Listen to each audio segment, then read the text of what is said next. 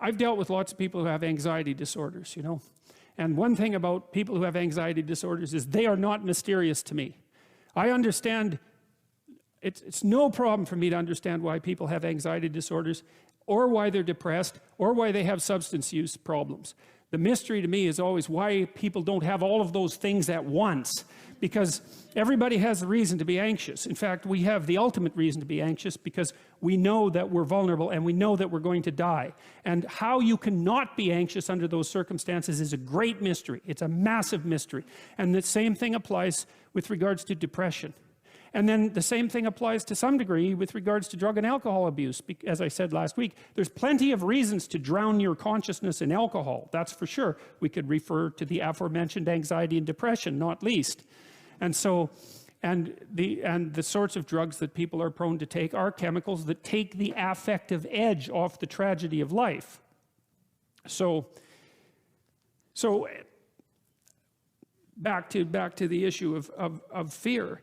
I mean, Abraham is self-conscious, that's what this commentary says, but the thing is he moves forward despite that. He's self-conscious and he knows the danger, but he moves forward despite that. And that's actually the appropriate response in the face of actual non-naive understanding of what constitutes life. Like if you're naive and you move forward, it's like, well, what the hell do you know? You know, there's no courage in naivety because you don't know what there is to stop you. You don't know what dangers you might apprehend. But to be aware of what it is that your problem is, so to be alert existentially, let's say, or to be fully self-conscious means that you're perfectly aware of your limitations and how you might be hurt.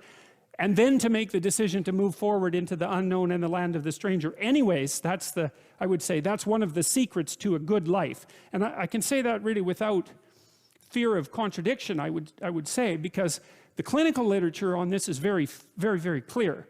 What you do with people who are afraid, and to some degree depressed, but certainly anxious, is you lay out what they're anxious about, first of all, in detail. What is it that you're afraid of? What might happen? And then you decompose it into small problems, hypothetically manageable problems, and then you have the person expose themselves to the thing that they're afraid of, and what happens isn't that they get less afraid. That isn't what the clinical literature indicates exactly. What happens instead is they get braver. And that's not the same thing, right? Because if you get less afraid, it's like, well, the world isn't as dangerous as I thought it was, you know, silly me.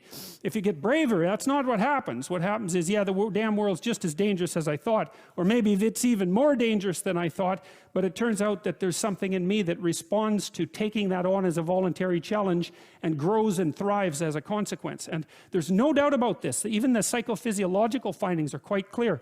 If you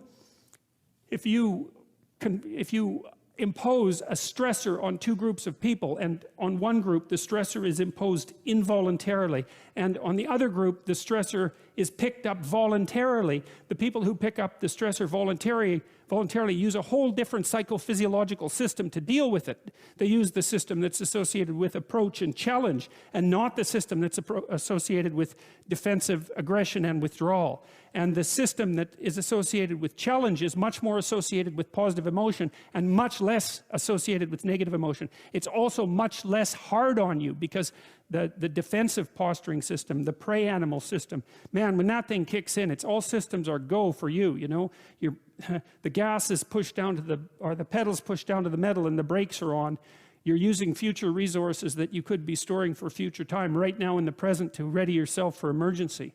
So there's nothing simple or trivial at all about the idea of being called to move forthrightly forward into the strange and the unknown. And there's a real adventure that's associated with that, right? So that's an exciting thing, which is part of the reason why people travel. And then also to see yourself as the sort of creature that can do that, is willing to do that on a habitual basis, is also the right kind of tonic for, I hate this word, for your self-esteem.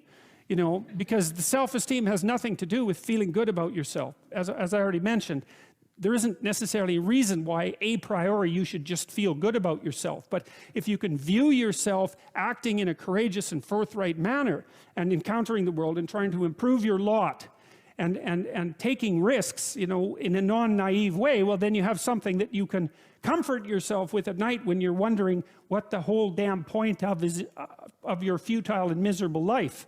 And so And that's necessary because it's often the case that you wake up at 4 in the morning, or at least sometimes the case that you wake up at 4 in the morning when things haven't been going that well, and wonder just what the hell the point is of your futile and miserable life. You have to have something real to set against that. It can't be just rationalizations about how, you're a valuable person among others, even though that's true. That's not good enough. You need something that's more realistic to set against that. And observing courage in yourself is definitely one of the things that can help you sleep soundly at night when things are destabilized a little bit around you.